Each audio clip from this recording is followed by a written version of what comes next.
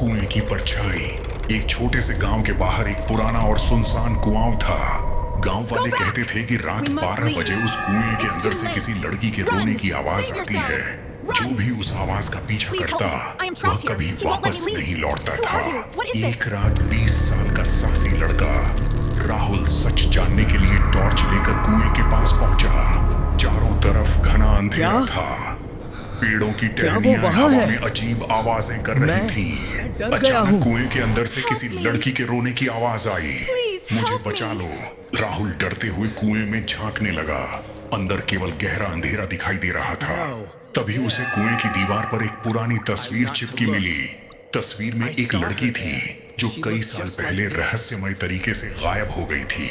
जैसे ही राहुल ने तस्वीर को हाथ लगाया, उसके पीछे किसी ने धीरे से फुसफुसाया, क्या तुम मुझे ढूंढ रहे हो? राहुल घबराकर पीछे मुड़ा, लेकिन वहां कोई नहीं था। अचानक उसकी टॉर्च बंद हो गई। पूरा इलाका अंधेरे में डूब गया।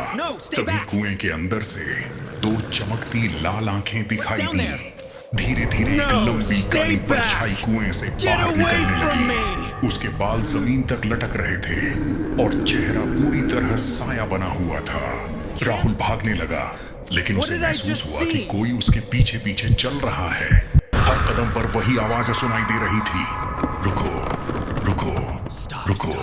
डर के मारे राहुल जंगल की तरफ भागा, लेकिन अचानक उसने देखा कि वह फिर उसी कुएं के सामने खड़ा है, जैसे पूरा जंगल उसे वापस वहीं ले आया हो। अब वह परछाई उसके बिल्कुल सामने थी।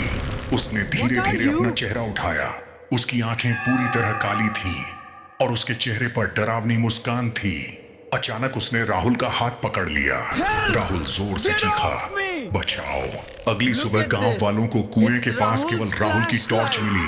राहुल कहीं नहीं मिला, लेकिन तब से हर रात कुएं के अंदर से दो आवाजें आने लगी, एक लड़की की और दूसरी राहुल की। समाप्त।